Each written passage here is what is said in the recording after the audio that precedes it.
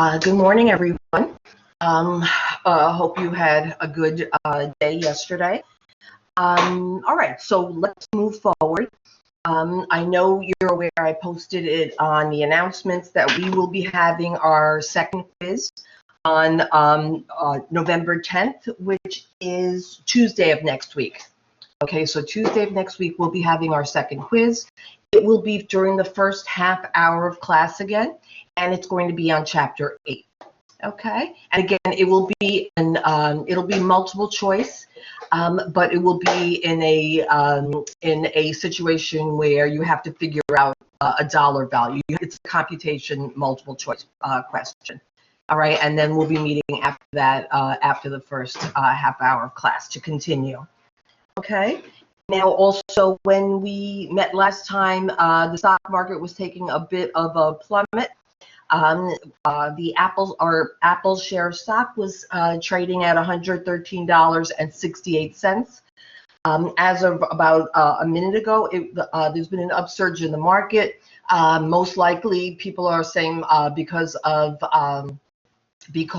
the change in on election day, the impending change possibly in our government. That's yet to see. So our one share of Apple stock is trading at $118.70 just about a moment ago. Okay, so just interesting to see the way the market, the stock price of a successful American company changes based on the political move and the ongoings in our government, in our economy, etc. And then Lysander, Chapter 13, you're right, Kareem, the quiz will be on Chapter 13.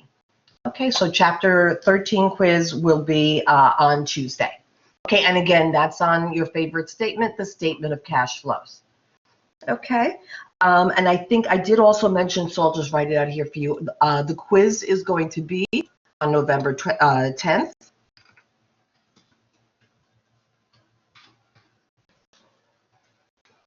It's going to be on chapter. It's going to be on chapter 13, and then we are going to have our midterm following Thursday, which is the 19th.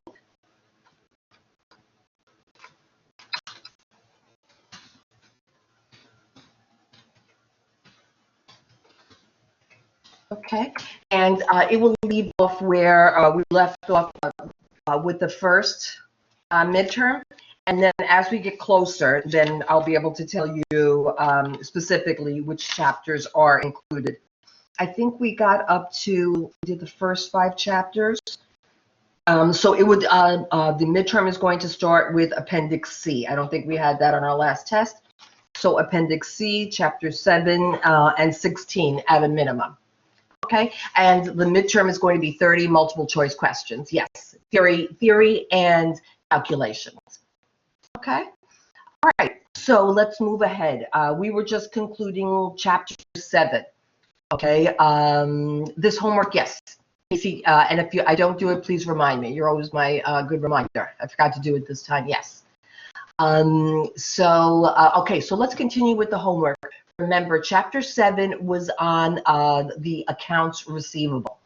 Okay, and again, accounts receivable are a current asset, okay, of an organization. We know that that current asset can have a substantial monetary value. All right, and every company, if it does a substantial amount of credit sales, okay, they have to then, on an intermittent basis, typically on a monthly basis, they are going to make an estimation as to the amount of uncollectible account expense for their accounts receivable. Okay, and they're going to set up an allowance to offset any bad debt, okay, which took place in the prior period. Okay, all right, so, and again, you have to be provided a lot of this information, all right? So you just have to know what format am I going to place this particular information in. Remember, for estimating the amount of bad debt expense, there are 2 methodologies, either the balance sheet methodology or the income statement methodology. Remember, if you're using the balance sheet methodology, you're going to do an aging of the accounts receivable. Okay, and if you look here at our first question on the homework, brief exercise 7.6, you could see that's what the information you're given here.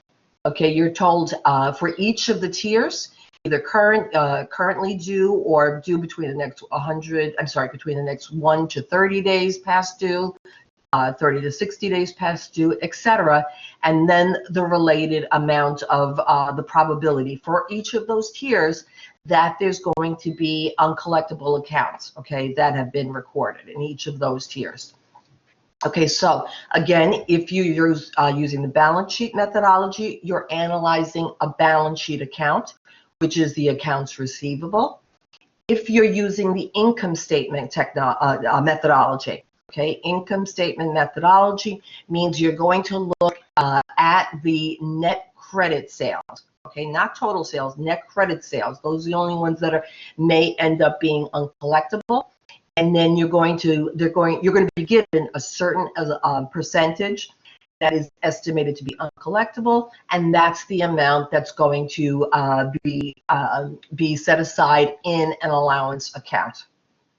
Okay. All right. So everybody with me, let's move forward. Okay, so Patriot Corporation, again, just putting in a little format here, but it tells you the aging of the accounts and also the probability. So that's here. If you look later in the problem, this is what you would have to do. So you're always given this information. There's no way. The only thing you had to do for this problem was do the multiplication. Okay, remember though, when we're talking percentages, don't blow it at this point. When we're talking percentages, remember that's 2% is 0.02, right? 40% is 0.40, okay? And you could see also here what happens to the percentages of estimated bad debt as the accounts receivable are outstanding for a longer period of time.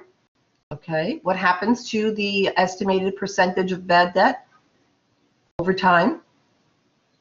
Does it increase, decrease, or stay the same? Increase. Very good, Lysander Daniel. Okay, that's a multiple choice question guaranteed on the next midterm and final. Okay, so keep that in mind.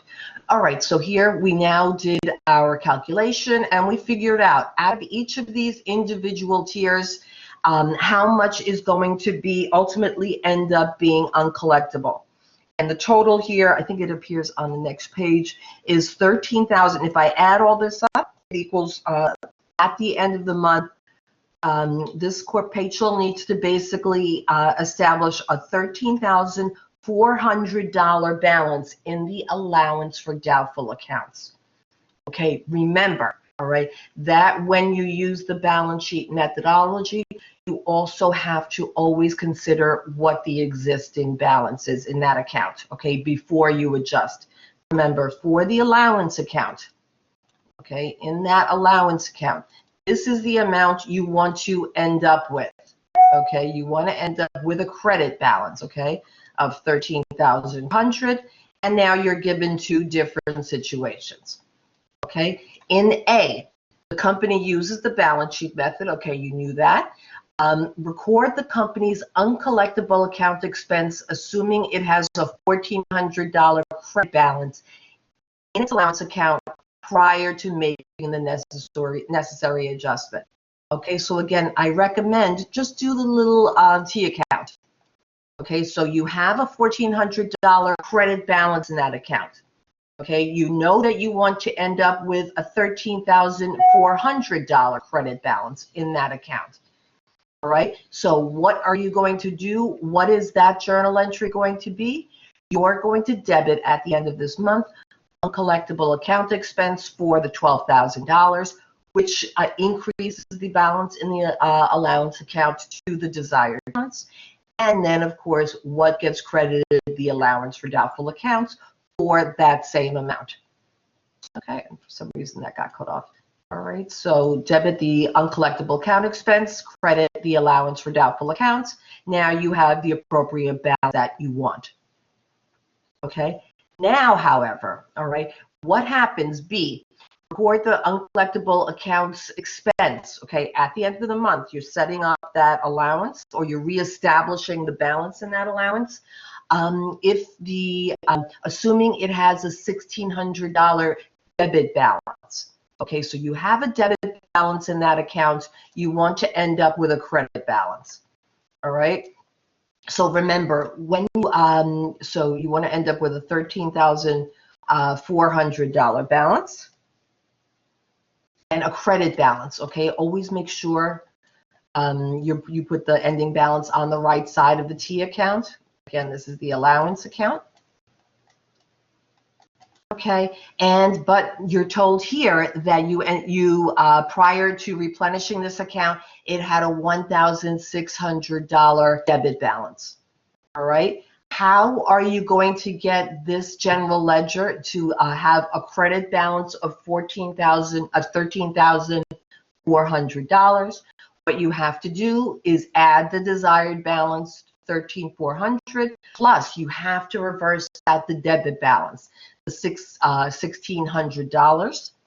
Okay, so that gives you a total amount that has to be replenished of $15,000. Again, the journal entry stays the same. Okay, the journal entry is going to be a debit to uncollectible account expense, but this time it's for $15,000.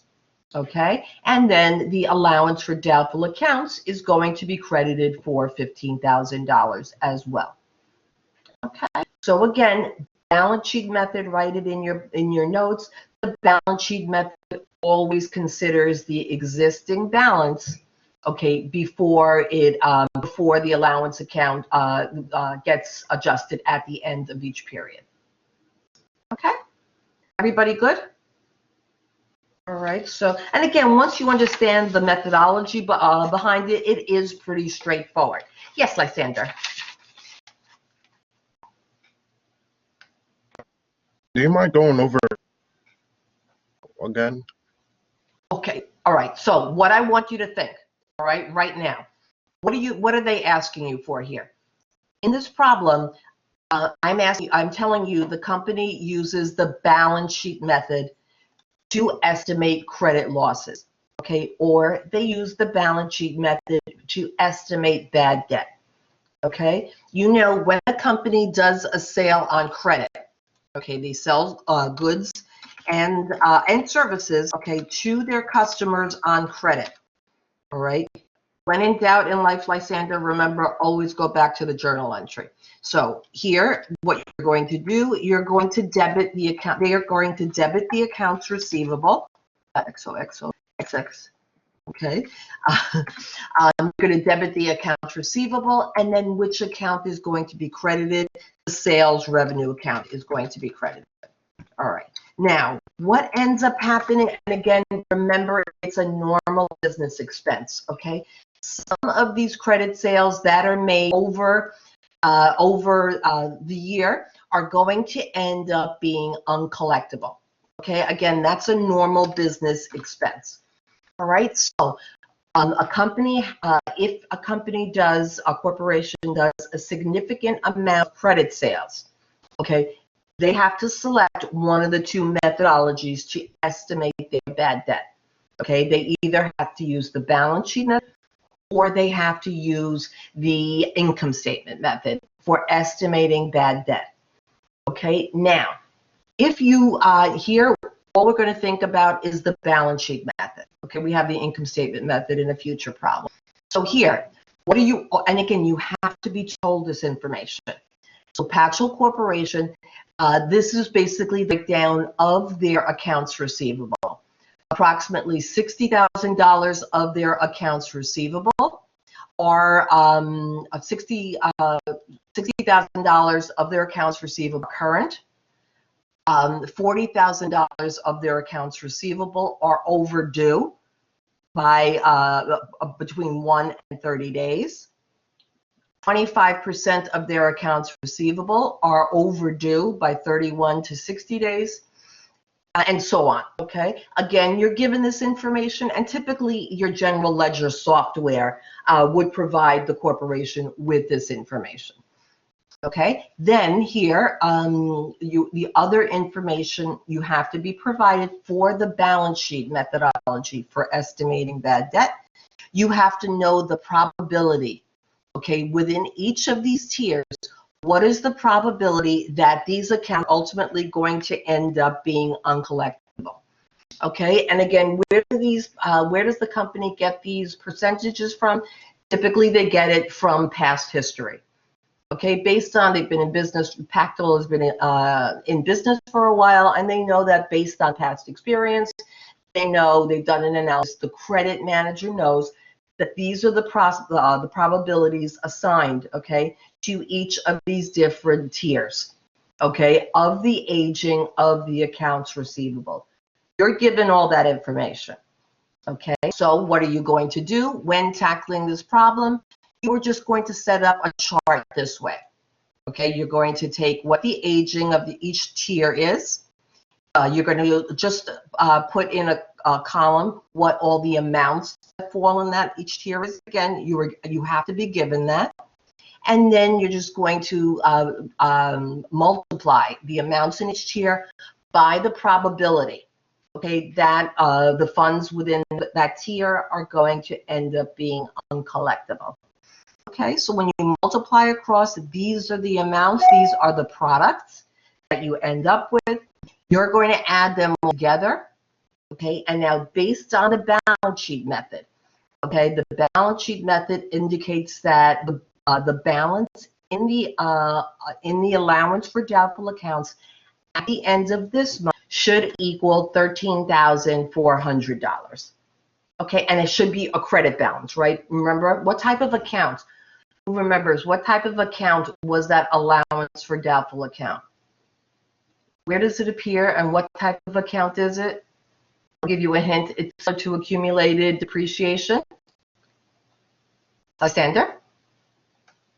What type of account? Contra asset. Yes, very good. It's a contra asset because it reduces the amount of the related asset account. Excellent, which is accounts receivable. Okay, so we want to end up with a balance of 13,400 in credits, but here letter A, we're told that before they do the adjusting journal entry, there's a $1,400 credit balance already in that account. Okay, and what does that mean? That most likely means they overestimated the amount of bad debt expense in the previous month.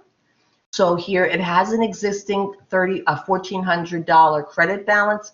So when you do the journal entry at the end of this month, you want to end up with a $13,400 credit balance, but you're told it has a $1,400 credit balance already existing in that allowance account. So what's the amount of the adjusting journal entry? You only have to replenish the allowance account for $12,000. Okay? All right. Now let's take a different situation. Let's take the situation where, Joshua, okay, so once you multiply the percent and add all the expenses, the journal entry will be the same. Credit towards the doubtful account. Yes. The journal entry actually, Joshua, the journal entry is always the same. A debit to uncollectible account expense, credit to the allowance account. Same thing if you use the income statement method. The journal entry is always the same at the end of the month. It's the amounts that are different. Okay, so here you're taking the amounts that falls in each tier, multiplying by the probability, you're given all that to end up with the aging of the accounts in each tier. And that's the ending balance that you want. Okay, now, if you're told here, letter B, that in the allowance for doubtful accounts, before you did this adjusting journal entry, remember you want to end up with a balance of 13,400.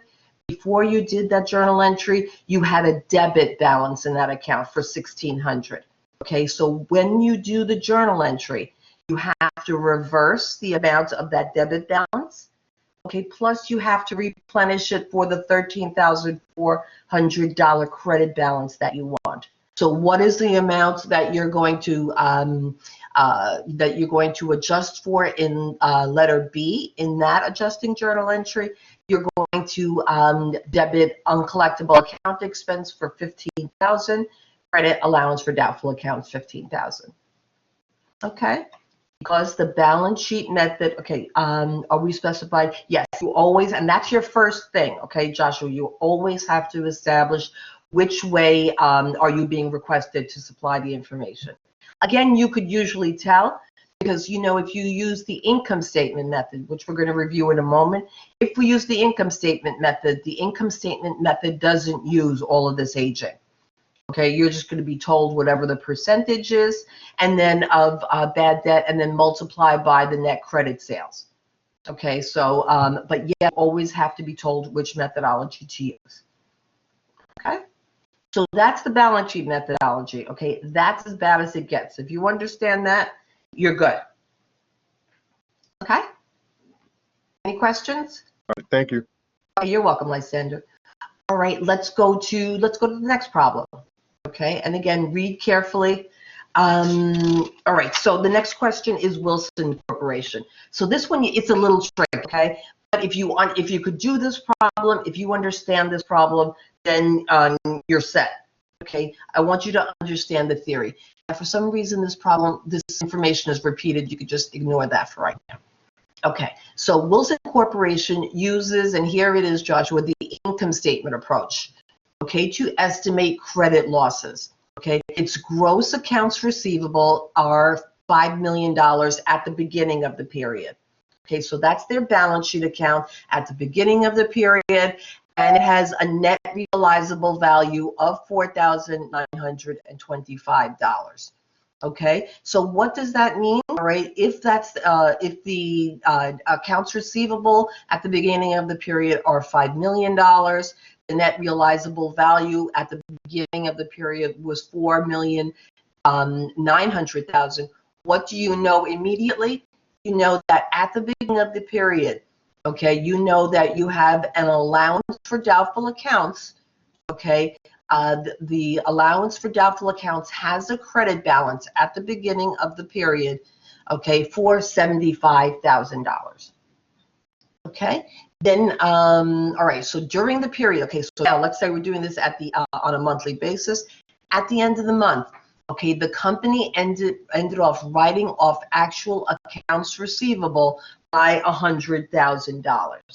Now remember, even though the company is setting up this allowance account, okay, yet during that period of time, they're just, okay, so when they set up the allowance account, they're estimating, okay, a certain number of their customers are going to be able to are not going to be able to pay, okay. But once they do get the dreaded phone call from their customers, okay, what are they going to do when they get the phone call? That's when they're going to debit the allowance for doubtful accounts.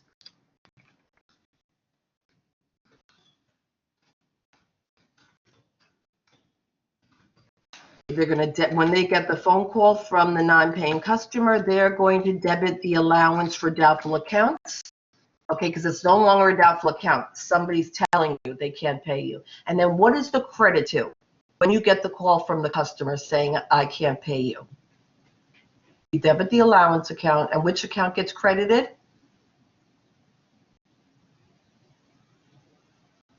Again, which account are we revaluing? It's a current asset account. Accounts receivable. Excellent, Christian. Accounts receivable. Very good. Okay, so as soon as we know it's no longer in doubt, we know that a customer is not going to be able to pay us. We know in actuality, who's not going to be able to pay us. Okay, so very good. When you get that phone call, you know you set up an allowance account for this type of debt. Okay, so once you get the phone call, now you debit the allowance for doubtful accounts and you credit the accounts receivable. Okay, and then the next thing here, all right, so we had $100,000. Okay, so here, actually, over the course of the month, there was $100,000 of actual bad debt. Customers who called us and said, you lent us, you know, you gave us goods or services, we can't pay you for that. Okay, and in addition, the company collected $7,835,000 from credit customers. Okay, so there's a lot of information here. Don't be overwhelmed. This is a worst case scenario of a problem that you could have. Okay, but again, walk through this, understand it, and then there'll be no surprises. Okay, credit sales for the year amounted to $9 million. Okay, so this is all information about this year, in addition to collecting $7,835,000 in from credit sales. Credit sales for the year, total sales that were made on credit equals $9 million. Okay, and here, remember they asked you for the income statement method. Okay, their estimate that is that 1% of their credit sales is going to end up being uncollectible. Okay, so here determine the net realizable value of the company's accounts receivable at the end of the period. So what we're doing here in the body of this problem, here we're trying to figure out what's the balance at month end of the accounts receivable. Okay, and then at month end, what is the allowance for doubtful accounts? That contra asset account, okay, that also appears on the balance sheet. Doubtful accounts, okay. Here they're asking us what the balances in each of these accounts are, okay, at the end of the month, given the beginning balances. Okay, so let's start here. All right, so the first thing we know, we're given this, okay? The accounts receivable, again, we're recreating the ending balance of the accounts receivable. We're told, okay, just at the top, we're told that accounts receivable equaled $5 million coming into this month. Okay, then what do you have to add? Remember, credit sales for the current period increase the amounts of the accounts receivable. Okay, so our accounts receivable increased during this year by $9 million. Okay, but what else are we told? Okay, during this period, $100,000 of actual bad debt expense was written off. Okay, again, what happens? What's the journal entry when the corporation writes off debt? Debit to the allowance account, credit to accounts receivable. So when they write off accounts receivable, what happens to the balance in that account? $100,000 gets subtracted, okay, because it's getting credited here in the accounts receivable. Okay, then what other information? And again, everything here was given. Okay, you just have to know how to format. And that's how most of the problems that deal with uncollectible accounts are. Okay, all the information is given, you have to know how to use it. Okay, so here also remember that you're told that during this month accounts receivable collected equaled $7,835,000. Okay, just given up here. So what does this mean? If you add and subtract all of the changes in the accounts receivable, what is the ending balance this month for the accounts receivable? And this is gross accounts receivable, $6,065,000. Okay, so here you're starting with the beginning balance. You're adding credit sales for the current period. Again, not total sales, okay, because cash sales don't affect accounts receivable. You're adding the total sales. You have to subtract out any known bad debt that you're told about for this period. Okay, and then you're also going to deduct any accounts receivable that you receive the cash for this year. Once you receive the cash, it's no longer an account receivable. Okay, and then here you end up with a balance of $6,065,000. Okay, now we have to figure out the balance in the allowance account because that's that contra asset account. All right, so we start out the allowance for doubtful accounts at the beginning of the month, $75,000. Okay, and we're told that here at the top. Okay, the allowance for doubtful accounts began with a balance of 70. And how do we know that? Because we know that the accounts receivable balance was $5 million at the beginning of the month, and we know the allowance account had a balance of $4,925,000. Okay, so we just subtracted those two amounts, okay? The 5 million given above minus the 4,925,000 means allowance account had an opening balance of $25,000. Okay, and again, remember this 4,925,000? Again, that's the net realizable value, right? When you take the total accounts receivable, subtract out the allowance for doubtful accounts, that gives you the net realizable value of accounts receivable. Okay? All right, so we start out, that was a given balance. You just have to do a little calculation there. Always think of the balance sheet, how it appears, okay? Then we're going to add, remember that there was additional uncollectible account expense for the income statement methodology, okay? How do we calculate it? 1% of the credit sales for this period, which is 1% of $9 million. Okay, that's how much we added to the pool for uncollectible accounts, the allowance for doubtful accounts.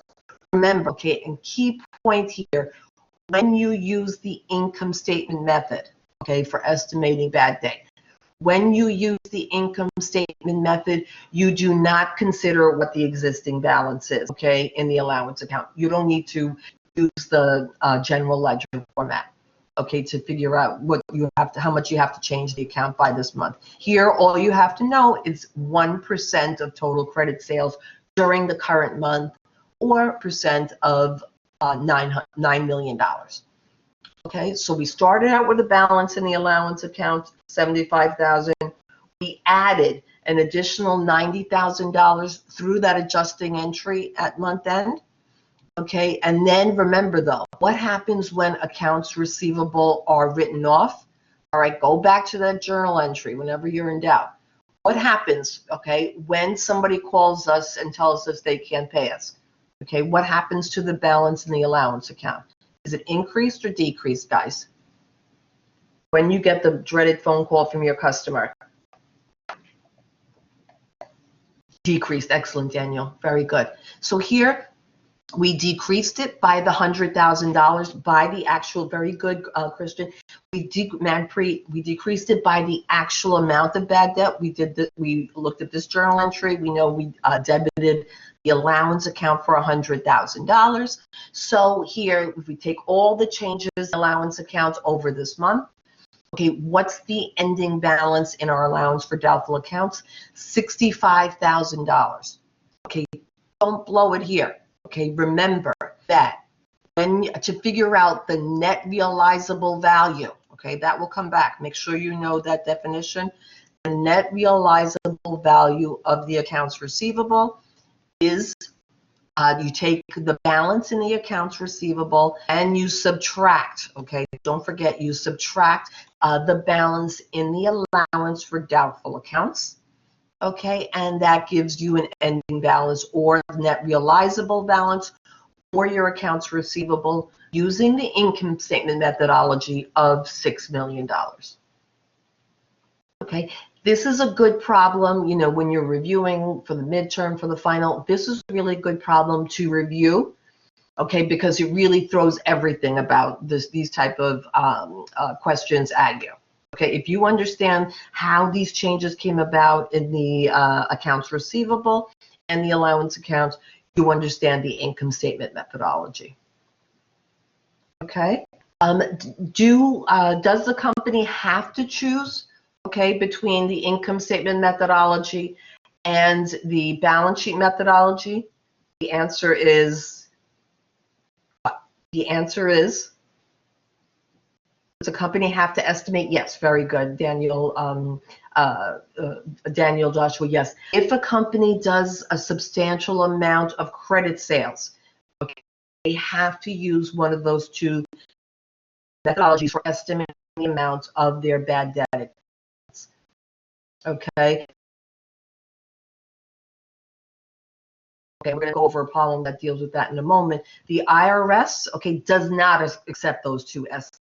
Only for Internal Revenue Service, only then can you use the direct write-off. The direct write-off method is a third. There is no estimate with the direct write-off.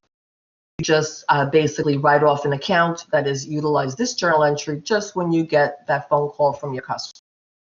Okay, but all other companies, if they have significant credit sales, they have to estimate the amount of bad debt. Okay, and remember, they select either the income statement method or the balance sheet method.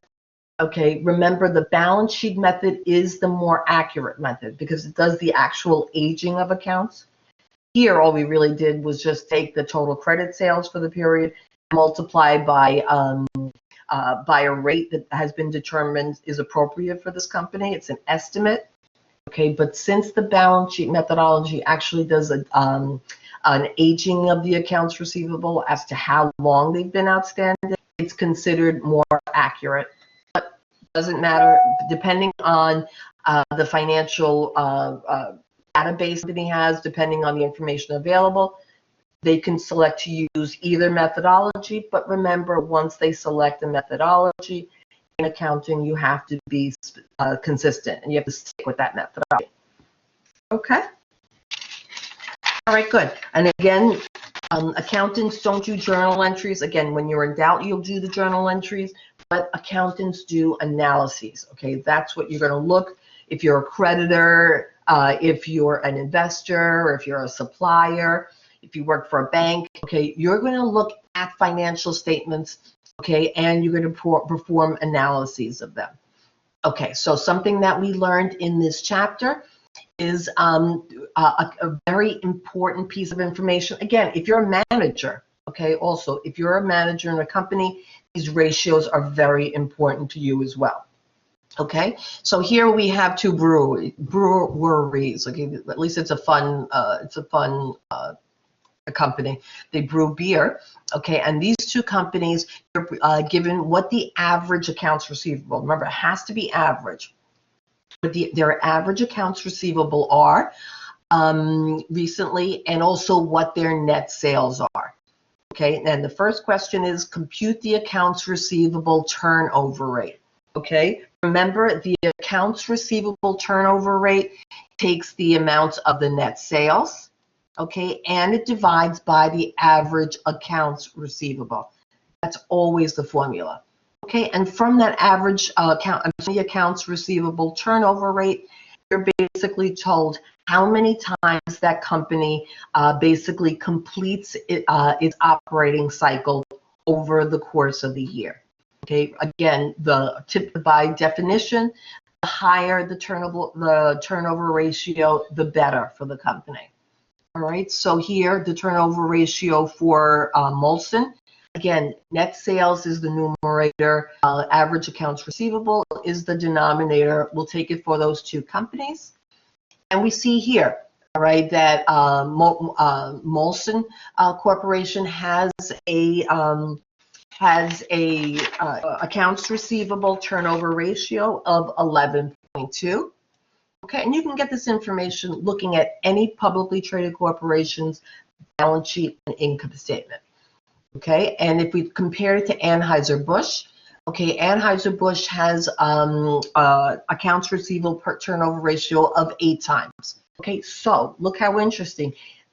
They sell similar products, right? They sell beer, but it seems like that Molson is able to turn over their inventory more times over the year. Okay, so they ultimately end up selling more of their inventory over the course of the year. Okay, so and once you have, and again, that's typically a good sign. Okay, remember, a merchandiser doesn't buy inventory to hold on to it. They only make money when they sell it at a profit to their customers, right? Okay, so here now the second piece of information you're asked is what's the average number of days outstanding?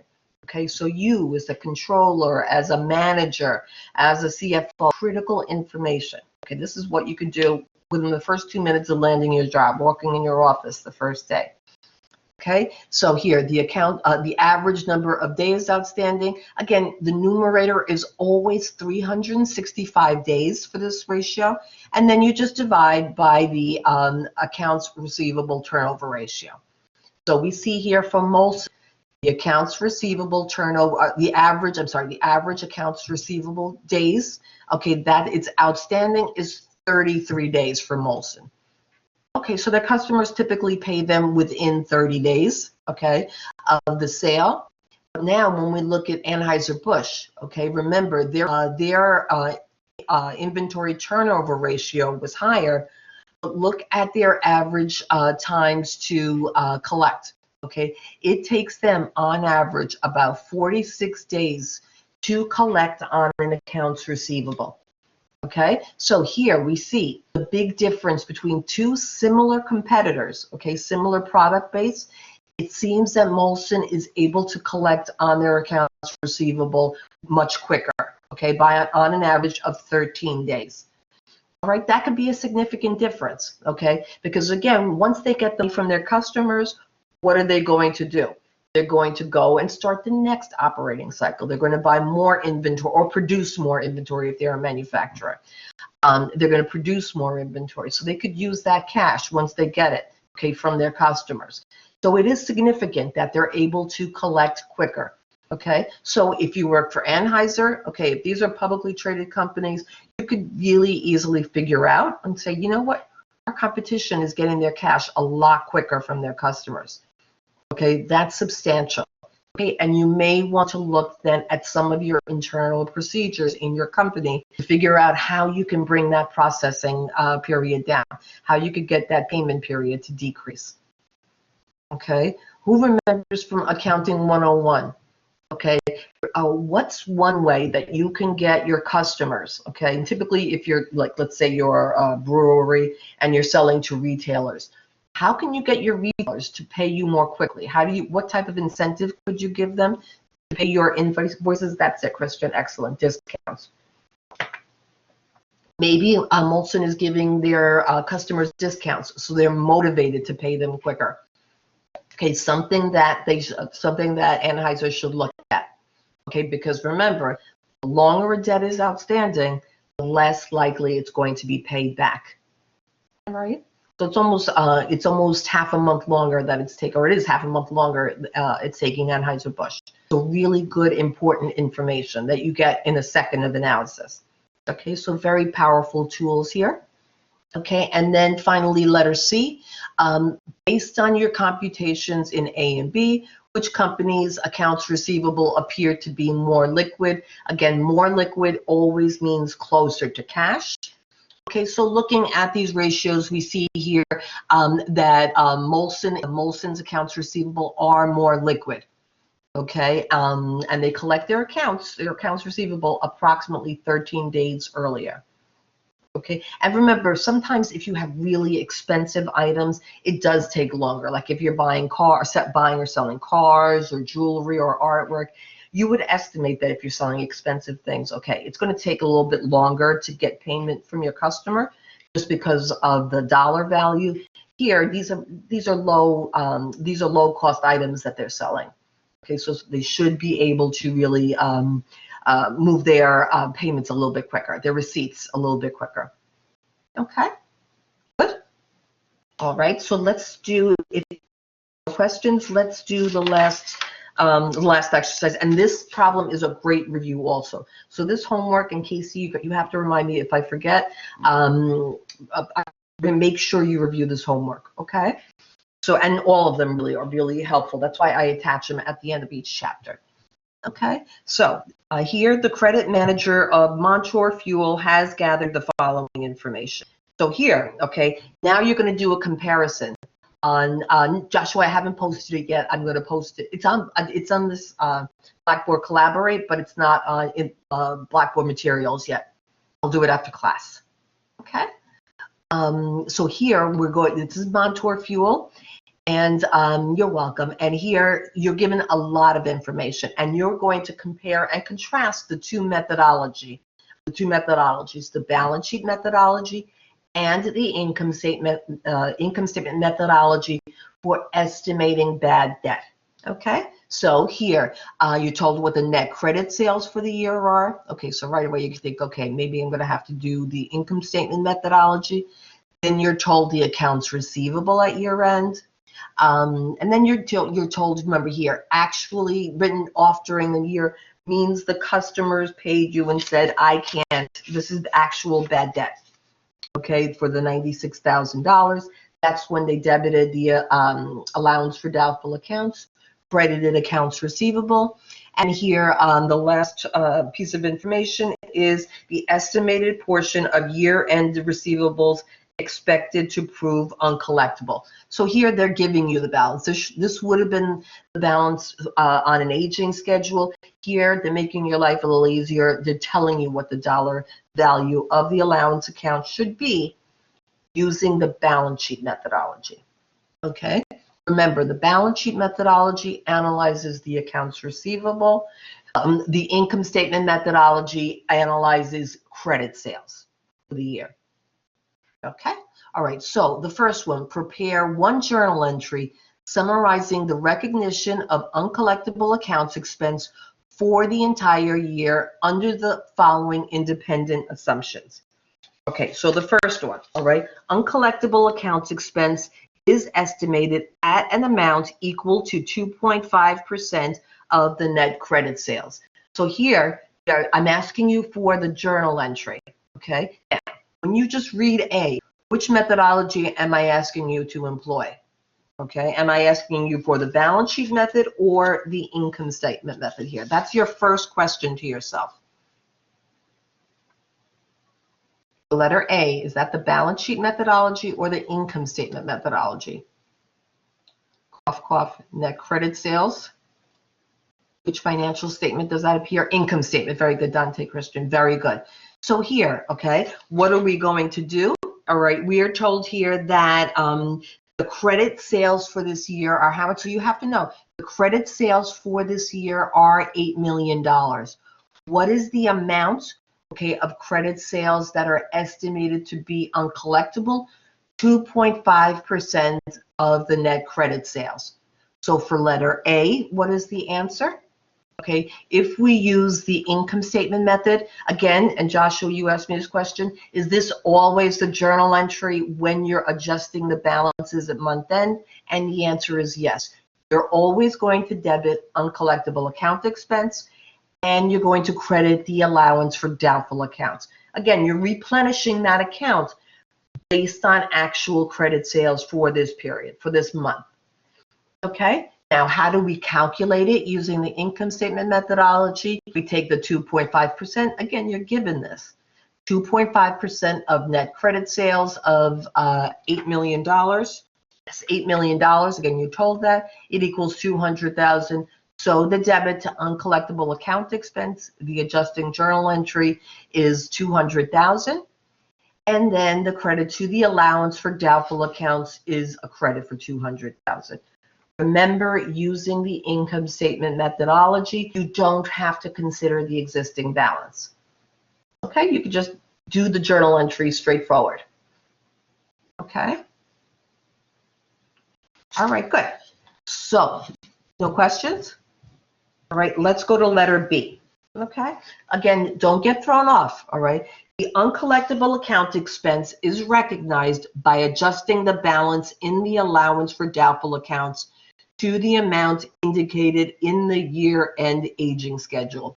As soon as you see that, okay, what does that tell you? Which methodology do you need to use? For estimating bad debt? Excellent, Daniel, the balance sheet method, okay? And what you also remember, the balance sheet method, remember the balance sheet is permanent accounts, okay? So the balance sheet method always considers what the existing balance was.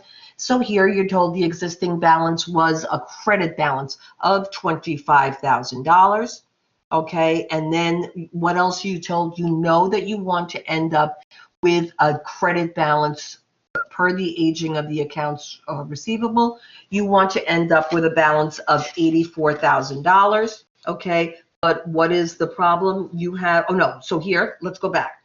All right, so what do we have to do? How do we figure out how much, how we're going to record this journal entry in our adjusting journal entries? Okay, we started out with a balance of $25,000. Okay, and we want to end up with a balance of $84,000. Okay, those are the 2 points. Okay, but what else do we have to do? We have to look at any changes that occurred in these accounts during the month. Okay, so what else happened? Okay, what else affected? Okay, so we're starting out with $25,000, a credit balance in the beginning. Okay, what else? Okay, affected the allowance for doubtful accounts this month? Okay, what else affected when they wrote off, when this company wrote off that actual bad debt of $96,000? Did this affect the allowance for doubtful accounts? Yes, very good. And Kristen, did it increase it or decrease it when they wrote off the accounts? When they wrote off actual accounts? Remember, when they write off the accounts, it's actually a decrease. Very good. Okay, because remember, the journal entry is a debit to the allowance account. So we started out with a credit balance of $25,000 at the beginning of the month. We know that over the course of the month, we debited that allowance account for $96,000. I see why you said, I understand why you said increase, Kristen. Here, you actually, you increased the expense for that month. I see what you're saying. Yes. Oh, okay, good. Okay, what else happened? We know, all right, so we started out with a $25,000 balance, and we know that we decreased the balance in that account by $96,000 when we wrote off actual bad debt, right? And then what else do we know? We know that we ultimately want to end up with an ending balance, an ending credit balance of $84,000. Okay, so let's look at this. Again, you have to put a little schedule together. Not complicated here, exactly what we just did. Started out with a credit balance, and you, again, realizing these problems, you're given all the information. You just have to know how to apply it. Okay, so you started out with a credit balance of $25,000. Remember, you had write-offs over the course of this year, okay, of $96,000. Again, remember that journal entry is a debit to the allowance account, okay, for $96,000. That's decreasing the balance. And then you know you're going to, when you get that call, that dreaded phone call from your customer, you know you're also going to credit, okay, your accounts receivable for that same $96,000. Okay. Otherwise, your assets would be overstated, right? Okay. Then you know also after these 2 items, you take into account the opening balance. You subtract out the $96,000 write-offs for the year, you have a debit balance, okay? So make sure you realize that, very, very important. This is a debit balance, okay? Remember, all right, that when you are using the balance sheet methodology, you have to take into consideration what the balance is in your allowance account. Okay, so just here, whenever you're in doubt, it always helps to do the general ledger. You have a $71,000 debit balance in that account. Okay, and you want to end up with an $84,000 credit balance. Okay, so what does the adjusting journal entry have to do? It has to reverse the $71,000 debit balance, and it has to replenish that account for $84,000. So what is the amount of the adjusting journal entry? You're going to have to credit, okay, you're going to have to credit the allowance account for $155,000. Okay. 150, and again, the same journal entry, debit uncollectible accounts expense, 155,000, credit the allowance for doubtful accounts. Because you want the ending balance to equal $84,000 at the end of this month. Okay?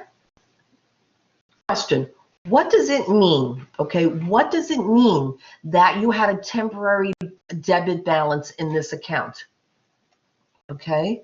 you had a debit balance, you always, in an allowance account, remember, that's a contra asset account. You always want to have a credit balance. What does it mean if you have a debit balance in the allowance account over the course of this month? What do you think it means as to your estimate of your bad debt expense?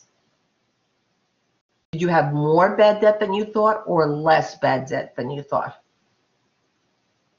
based on your credit sales? In the previous month, actually, if you ended up, like Sandra, if you ended up with a debit balance, your actual, okay, yes. So what happened here is that your actual bad debt expense was more than what you estimated. Okay, your actual bad debt expense is more than what you estimated. That's why you ended up with a debit balance in the allowance account. Okay, because your actual bad debt was more than what you estimated. Again, if you see this happening over the course of the year, it could signal that there is a problem, okay, with your credit sales. Okay, so this is something that you should investigate pretty quickly. Okay, if you see a debit balance in your allowance account. Okay, so here you underestimated the amount of bad debt. Everything, does that make sense?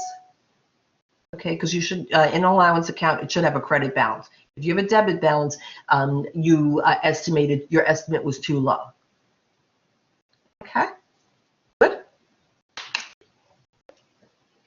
All right, and then finally, let the next letter, okay, letter C asks, all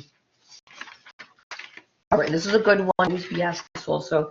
Letter C, the company uses the direct write-off method for uncollectible accounts. If they use the direct write-off method, that means that they do not establish the allowance accounts, okay, over the course of the year. So when do they recognize that they have bad debt expense? Only when their customer calls them and tells them, I can't pay you.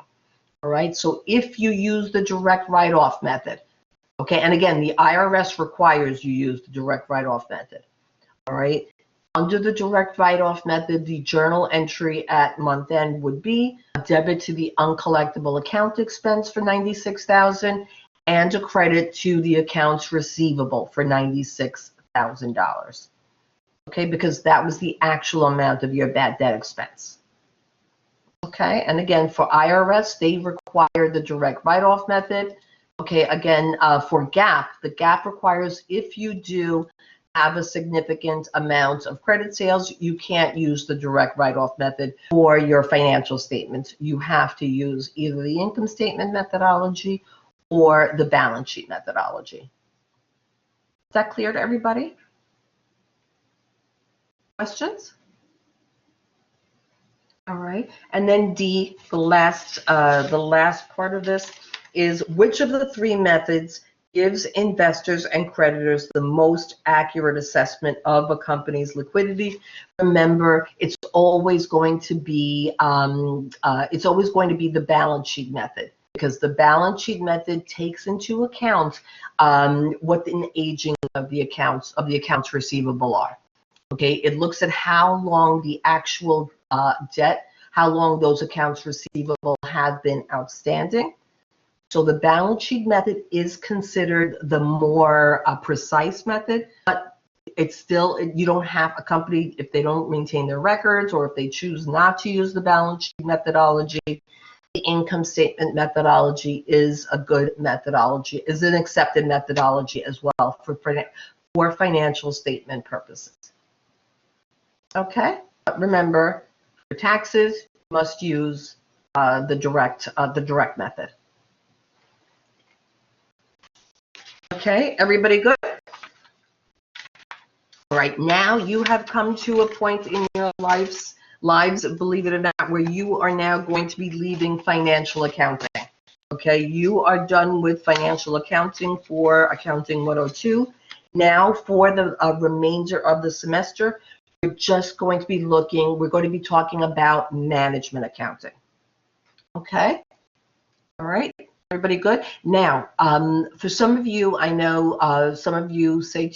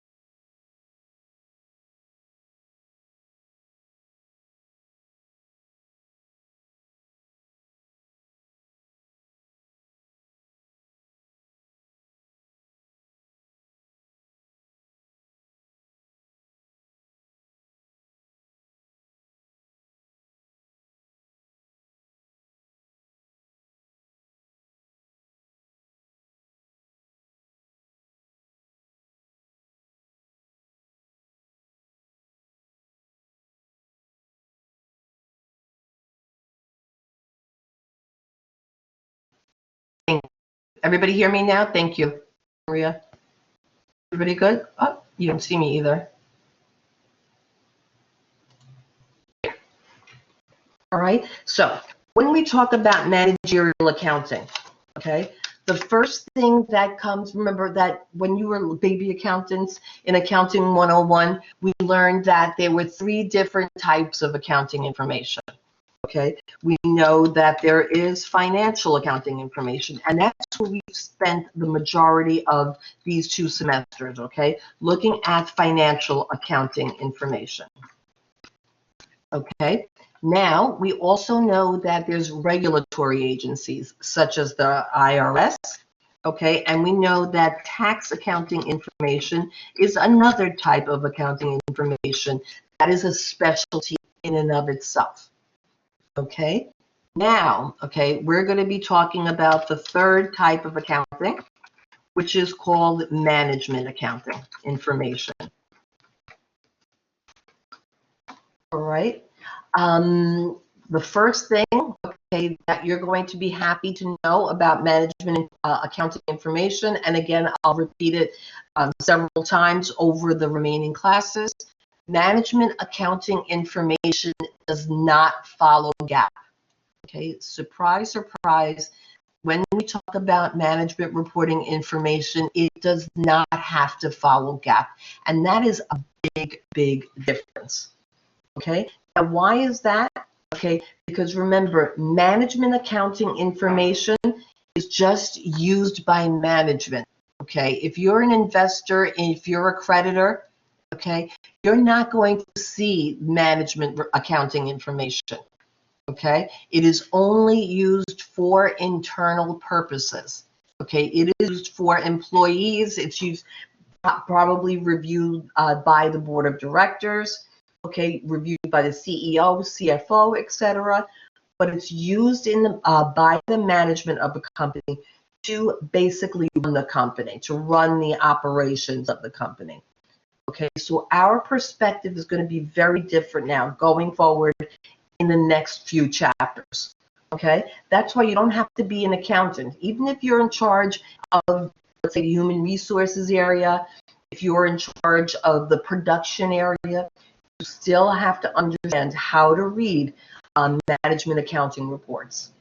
Okay, and again, one thing that's interesting about management accounting reports, again, they don't follow GAAP. Okay, they're used by management. Okay, and they can have any format that the user wants. Okay, any information, okay, that you as a manager or supervisor in the company, you feel that the information, the financial information in this particular format would help you best run your operations, that's the format that you could download this management accounting information in. Okay, so it's very different from financial accounting information. Okay, and we're going to go over, there's a lot of other differences as well. Okay, but I realize it's really a different type of reporting. Okay, and what we're going to be looking at very shortly, okay, when we in our class are talking about management accounting information, we are primarily going to be looking at manufacturers. Okay, we're going to be looking at manufacturing operations, what their management reports are. Okay, you know that in the past we've been dealing primarily with merchandisers, okay, retailers, how they record financial information. Now we're going to turn the page. Hopefully, who knows, maybe in our economy in the U.S., our economy will start developing more of its manufacturing base again as well. Okay, but either way, this is where our focus is going to be, okay, for the next few chapters. All right.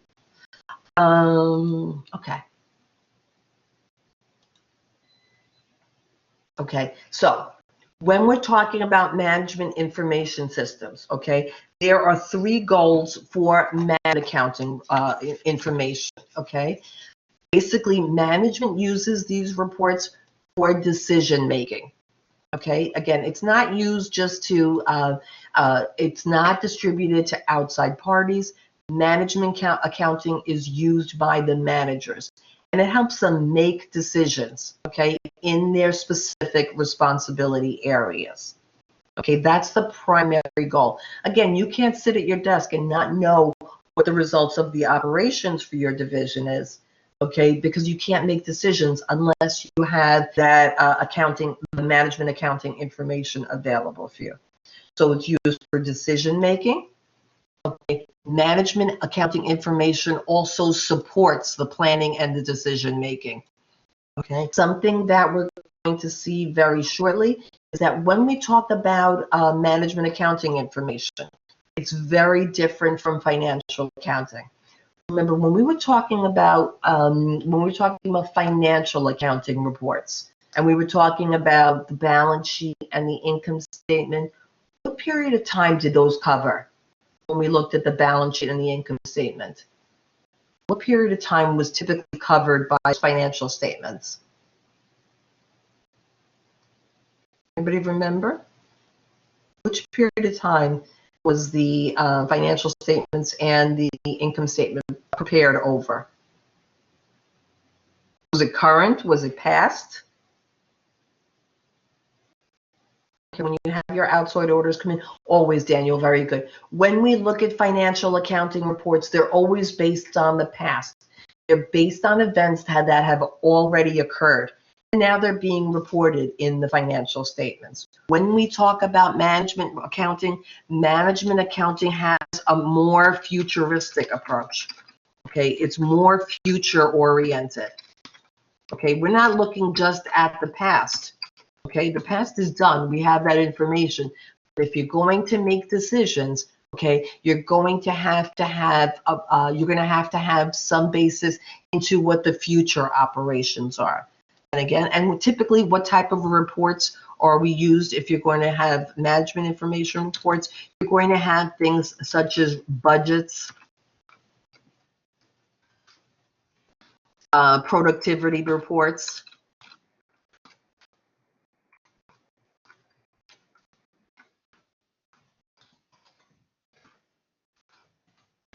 Okay. Management accounting information is much more future oriented. So already we're getting to see it's very different from what we've looked at. Okay, it's future oriented, not past oriented. It does rely on GAAP, so the rules are different. Okay, and it's also not distributed to outside parties of the organization.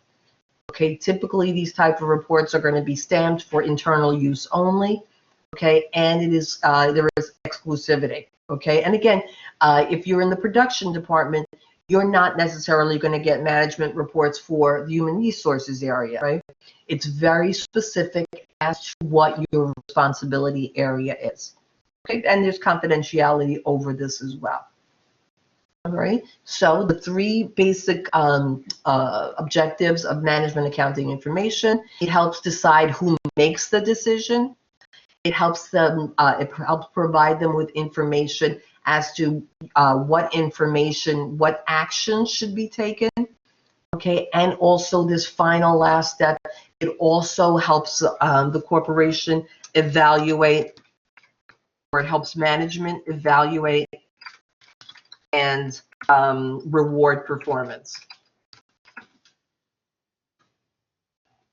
Evaluate and reward performance. Again, it's not fun for anybody, right? You know, I'm sure all of you or many of you have worked for outside companies, and you know that typically when you work for a company, intermittently you'll go through a performance evaluation. You know, in this class you have, in a way, a performance evaluation in terms of a grade. Okay, same thing with management reports. Okay, upper management basically decides who has the decision-making authority. Then they're going to, again, in combination with the production managers, upper management is going to basically come up with guidelines, budgets, productivity reports that are going to be future-oriented. Okay, what the goals of those departments are, let's say, over the next quarter, over the next year. And then finally, what happens, their upper management will use those reports to evaluate the performance of their staff. Okay, so the main difference between management accounting and the rest of accounting, no, not the leniency. It's the whole perspective. It's the whole perspective. And again, remember, Joshua, it's not that it has a different perspective just so, okay, this is easy. You don't really have to follow this. When you're reporting to outside parties, you have to always rely on the facts, right? The reason that financial reports are based on past periods is because we know that those are actual results of operations that have occurred. Okay. Again, if I'm a manager of the production department, okay, if I'm manufacturer, if I'm in charge of production, I can't rely on last year's financial statements to base decisions this year. I'm going to go and I'm going to have more current information, okay, in order to make decisions on a timely basis. Okay, so since I need that information on a more timely basis, I'm not going to have to just necessarily rely on GAAP. Okay, I can rely on any methodology that I need in order to run my operations. Okay, remember, GAAP only deals really with past activities that have occurred. If I'm making budgets, if I'm making budgets and productivity reports into the future, I can't rely on GAAP because GAAP doesn't cover future periods. Okay, so here we're going to go over all the differences, but just realize the perspective of management reports is very different from the perspective of the financial reports. And that's because they have different audiences. Okay, that's really why these differences exist. And we'll keep refining this a little bit more. But what are the goals of financial accounting? Okay, and again, it's not for outside parties. Remember when we talked about financial statements, it's for creditors, it's for investors, for suppliers, for lenders. Management information is just used internally. Okay, so the difference is perspective of past, yes, versus future. Okay, yes. All right, and remember also, Joshua, remember when we looked at the balance sheet? Okay, you know, the balance sheet, the typical accounts, you have cash, accounts receivable, then you have the liabilities, accounts payable, and then the shareholder equity. If I'm running the operations, okay, if I'm basically running the manufacturing, I can't look at the balance sheet accounts to make a decision. It's like those accounts are too general. I can't tell basically the information that I need for decision making. I can't get it from the format of those external financial reports. So what am I going to have to do? I'm going to have to change the format of my reports to use them for internal decision making. Okay. So very, very different perspective that we're dealing with here. Again, the management, and again, question. I told you when we initially began this chapter, I told you that there's 3 different types of accounting information. Right? We talked about financial accounting, we touched on tax accounting information, and now we're going over management accounting information. Does that mean that there are 3 different databases for each of these 3 different types of accounting? Okay, and the answer is no. Okay, even though there's 3 different types of accounting information, they all are coming from the same accounting system.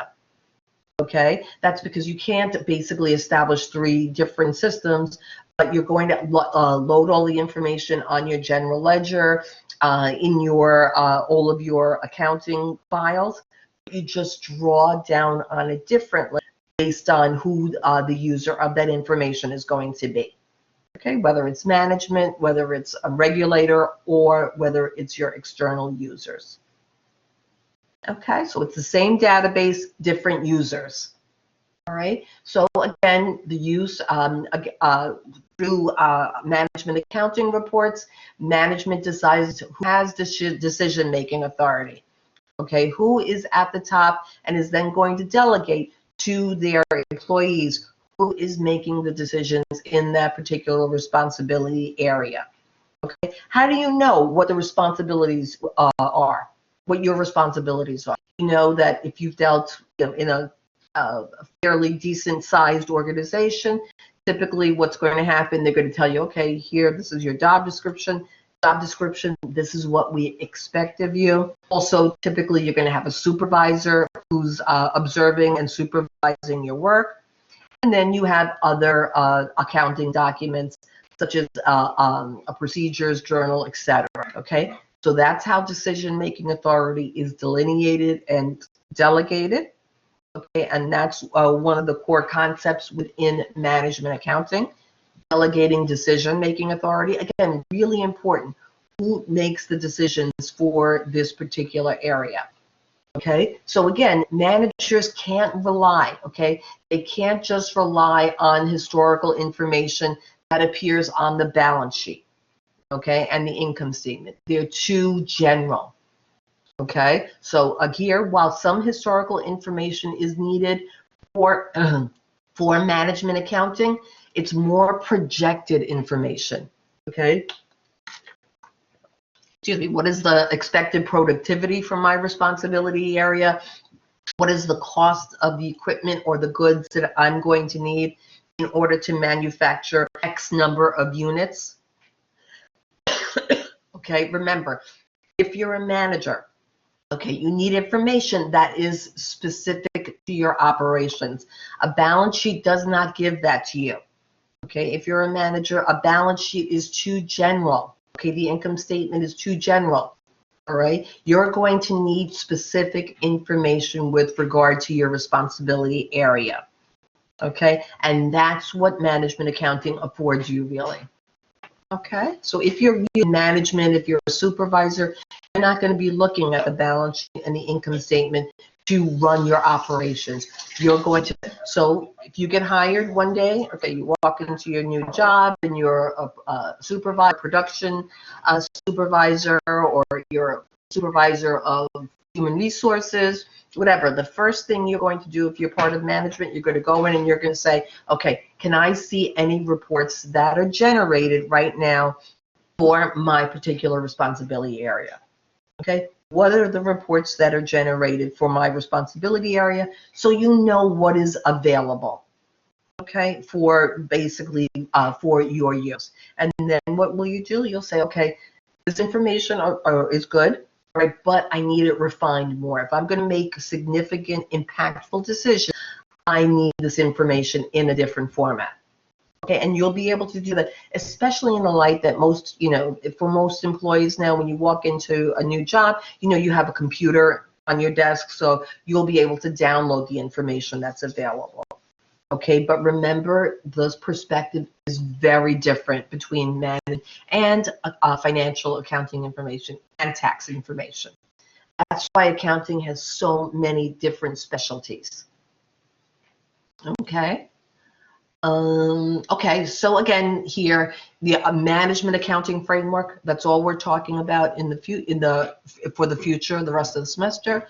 We know that typically it has a future or orientation, so the budget is developed today, okay, and then what happens over time, okay, over the next quarter, over the next semi-annual period, over the next year, actual results are going to be tracked. Okay, and again, in every responsibility area, okay, actual results for that department are going to be tracked, and then what happens at the end, the performance is going to be, the actual performance is going to be compared to what the budgeted performance is for that area. Okay. And again, if you're the supervisor or manager, your performance is going to be judged based on your results. Okay, so again, if you're supposed to manufacture X number of units over the last quarter, it's very easy to say, okay, for your boss to come and say, okay, how many units did you actually produce? Okay, if you didn't produce what you were supposed to, why? Okay, and again, your performance, your salary, maybe even your job, all of that is going to be evaluated based on your specific performance. Okay, so very, very important. Okay, and here we have it. What is the difference? Okay, and this is a key slide, slide 16-7. Okay, everybody put a little asterisk next to it.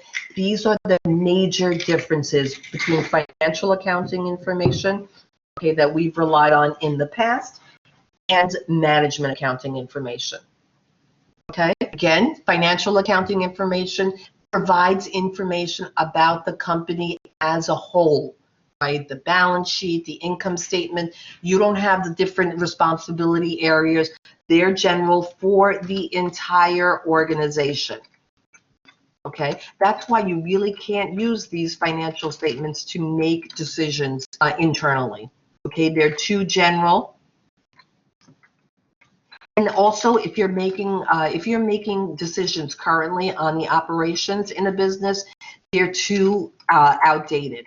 Remember, the period of time is always the last year, right, for the balance sheet and income statement. You need more timely information for management accounting because you have to make split-second decisions. Okay. Remember, for financial accounting, oh, here it says here, the type of reports, again, the balance sheet, the income statement, and the statement of cash flows. Okay, you're all fully versed now. If you look at any publicly traded company, you will see that basically the format for all these reports are the same. Okay, generally. All right, remember the standards. We've gone over this a million times. Financial accounting reports have to follow GAAP, generally accepted accounting principles. Okay, again, the reporting entity on the balance sheet, it's the whole corporation. Okay, you can't tell how many units were produced, right? You can't tell how many, if you're an architectural firm, how many service hours were provided for your clients, okay, in the balance sheet. All right, it's too general, okay, and that's the purpose, really, to be general for use by outside parties. Okay, and again, typically for financial accounting, it covers a year, even a quarter. Okay, remember, SEC gets that information on a quarterly basis, but typically a corporation at least monthly has to prepare financial accounting reports. Okay, who uses financial accounting reports? Investors, creditors, and other external parties, regulatory agencies, labor unions, etc. Okay, now we're turning the page. When we talk about managerial accounting information in the future, it's used, okay, and this is key, cough, cough, okay, I'm giving you a hint here, it's used for the planning, evaluating, and rewarding performance. Okay, it can be shared with outside parties as well. Okay, if you have, let's say, suppliers who are going to be built into your chain, your supply chain. For the most part, that's not a priority to outside parties. It's really for planning, evaluating, and rewarding performance of internal employees. Okay, again, the type of reports, it could be, it's various. Whatever the specific user wants, if they're able to draw down on that information from the existing accounting system, they can have it in whatever format they want. Okay, and especially with the advent of PCs, you could just download it for everyone, and it does not have to follow a certain format. They're non-standard reports for managerial accounting. Okay, what is the component? Okay. If you receive management information, what it means is that you're some part of the component of the company's value chain. You're in a department that's providing value to the end product. So the value chain would be, okay, if we're talking about the value chain, okay, typically it's going to start, okay, with the engineers in your department. Okay, I'm sorry, the engineers for your corporation who come up with a prototype for your specific product. Okay, then they're going to give that information to various suppliers. Okay, then the suppliers are going to ship the goods to your warehouse. Okay, then those goods are going to be then put into production. Okay, for your final product, and then finally, the goods are finally going to be shipped to the final customers. Okay, so this would be considered a value chain for your organization. Okay, any component that is basically adding value, okay, to your final product. Each of these specific departments, the engineering, even the outside suppliers, okay, that's why you would share with outside parties, your warehouse, your production facilities, and ultimately your final customers. They're all components in your value chain. That is in the production of final goods. Okay. Here, again, management accounting can cover any time period. Okay, and very often it's going to be a future period because you're projecting. Okay, if I'm running a department, I'm going to make projections as to what I'm going to be able to accomplish in the next quarter, in the next half year. Okay, and then again, who are the users of management accounting? Management, possibly customers, and any others in the value chain. And again, that doesn't mean if you're in human resources, that doesn't mean you get to see everybody's production reports. You get to see your particular responsibility areas, management accounting reports. Okay? All right, so we're going to move forward. I'll let you go here. We're going to move forward with this chapter on Tuesday. Tuesday, we're going to have our quiz for the first half hour. Okay, so quiz for the first half hour Tuesday, then we'll pick up from this slide where we left off. All right, everybody stay healthy, stay happy, stay safe this weekend. These are crazy times. Make sure you protect yourselves and your families. November 10th, and the quiz is going to be on chapter 13. And I'll post this the homework exercise. We went over this class. I'll post it to Blackboard under the materials tab right now. Okay. So everybody have a good weekend. Stay safe. Okay. And study. Okay. Invest in yourselves. All right. And we'll pick up with this slide next time. Have a good weekend.